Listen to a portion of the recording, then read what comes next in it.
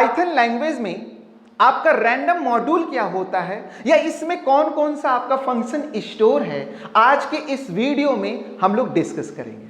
Hello everyone, this is Nath sir and welcome to my channel Nath programming classes here.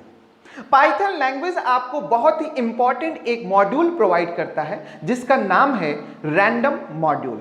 और इस random module में आपके major जो 3 function store हैं उसका नाम है random function, randint function and rand range function. अब देखिए रैंडम मॉड्यूल एक्चुअली होता क्या है। जब भी आपको कोई एक रैंडम नंबर जनरेट करना हो तो उस केस में आप रैंडम मॉड्यूल क्या कर सकते हैं, यूज कर सकते हैं। जैसे हम एग्जांपल की बात करें, आप क्या करना चाहते हैं, एक ओटीपी नंबर जनरेट करना चाहते हैं या कोई एक ऐसा रैंडम नंबर जनरेट करना चाह रहे हैं जिसका क्या करना चाहते हैं, आप वैलिडेशन करना चाहते हैं। वैलिडेशन का मतलब कुछ ना कुछ आप कंपेयर करना चाहते हैं कि ये सही है या नहीं है, जो कि यूजर की तरफ से क्या हो रहा है, आ रहा है, या आप यूजर को सेंड कर रहे हैं। ज्यादातर रैंडम का जो यूज होता है एक्चुअली ये ओटीपी पर्पज के लिए ही यूज होता है। यहां से कोई भी रैंडम नंबर आप जनरेट कर सकते हैं और उसके बाद आप यूजर को सेंड कर सकते हैं और उसको वैलिडेट कर सकते हैं। अब हम बात करते हैं यहां पे रैंडम फंक्शन, इसका क्या यूज होता है। देखिए रैंडम फंक्शन भी क्या करता है, एक रैंडम नंबर जनरेट करके आपको देता है, लेकिन ये जो रैंडम नंबर आता है ये 0.0 से लेकर आपका 1.0 के बीच में ही आता है। यानी कि जो भी नंबर आपका जनरेट होता है इस रैंडम फंक्शन के थ्रू वो फ्रैक्शनल पार्ट में आता है, यानी कि फ्लोटिंग वैल्यू आती है। मतलब यहां पर 0.0 से लेकर आपका 1.0 के अंदर से ही कोई ना कोई एक नंबर क्या होगा, जनरेट होकर आएगा। हो सकता है वो नंबर आपका क्या हो, 0.12345 हो जाए, या हो सकता है 0.9876 हो जाए। यानी कि कोई भी रैंडम नंबर जो आएगा वो कहीं ना कहीं आपका किस में होगा, फ्रैक्शनल पार्ट में होगा। तो ये किसके थ्रू होता है, इस रैंडम फंक्शन के थ्रू होता है। कैसे इसको यूज करना है, आइए इसको समझते हैं।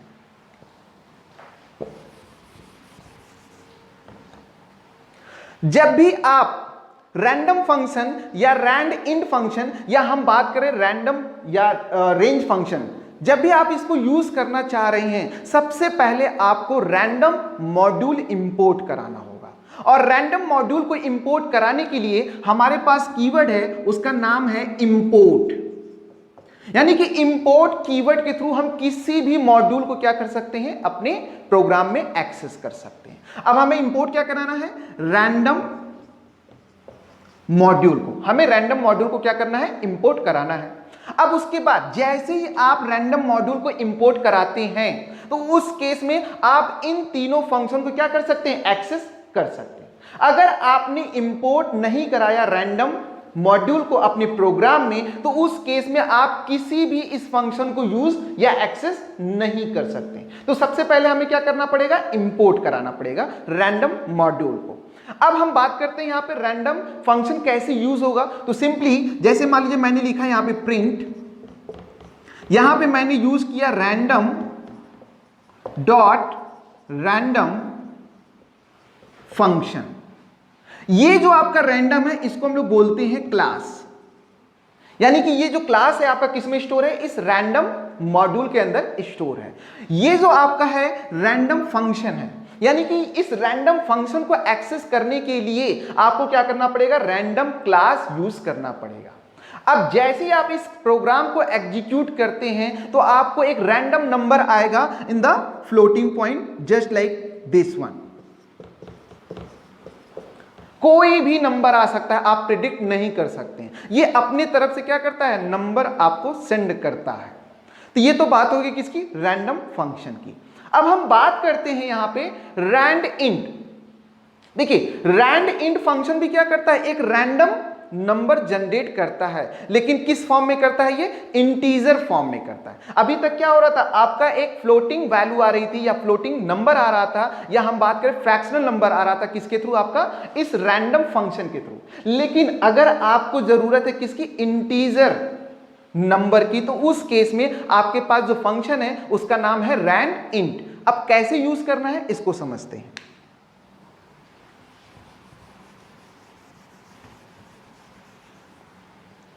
सबसे पहले आपको करना क्या है, इंपोर्ट रैंडम करना है। देन आफ्टर दैट आपने लिखा है यहां पे print, and then after that class I am writing here random dot rand int.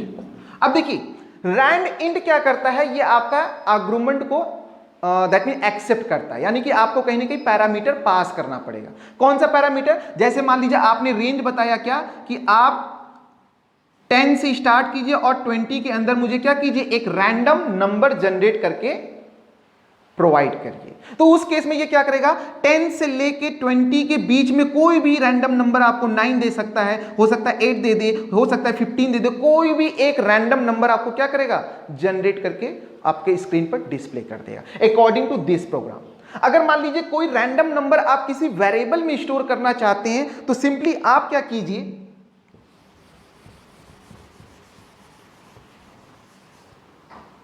आप यहां पर लिखिए a equal to, then after that random dot rand int, then after that here simply just give 10, 20। तो ये क्या करेगा, 10 से लेकर 20 के बीच में कोई एक रैंडम नंबर जनरेट करेगा। उस केस में ये रैंडम नंबर कहां स्टोर हो जाएगा, इस a वेरिएबल में। उसके बाद आप क्या कर सकते हैं, आपको प्रिंट करना है तो आप प्रिंट कर दीजिए, या आपको कुछ मैनिपुलेशन करना है या वैलिडेट करना है तो आप ये भी कर सकते हैं। तो इसका मतलब क्या हुआ कि आप इस रैंड इन के थ्रू आप कोई भी एक इंटीजर क्या कर सकते हैं, नंबर जनरेट कर सकते हैं। अब हम बात करते हैं यहां पे रैंड रेंज, ये होता क्या है। देखिए रैंड रेंज की बात करें, ये बिल्कुल आपका रैंड इंट के तरीके से होता है, लेकिन कुछ इसमें क्या है, डिफरेंसेस भी है। जैसे आप इसमें भी क्या करेंगे, रैंड रेंज में आप क्या करेंगे, रेंज प्रोवाइड करेंगे। रेंज का मतलब स्टार्ट और एंड, और उसके साथ साथ आप क्या करेंगे, एक स्टेप भी प्रोवाइड करेंगे। जैसे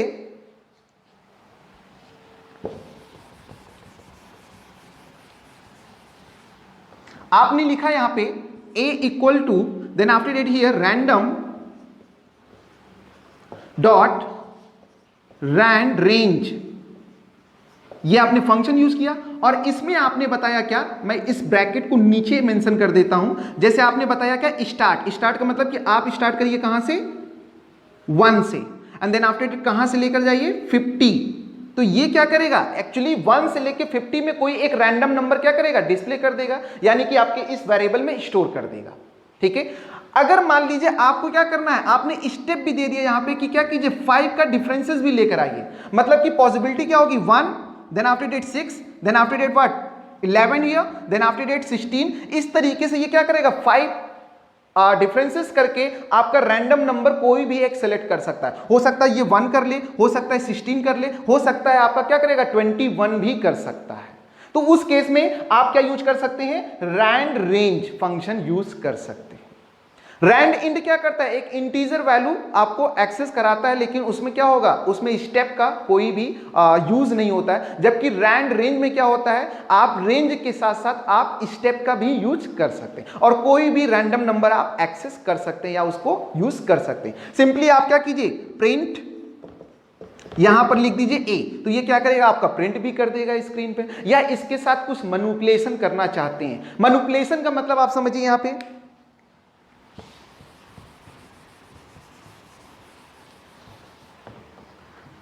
जैसे मान लीजिए आपने लिखा a इक्वल टू रैंडम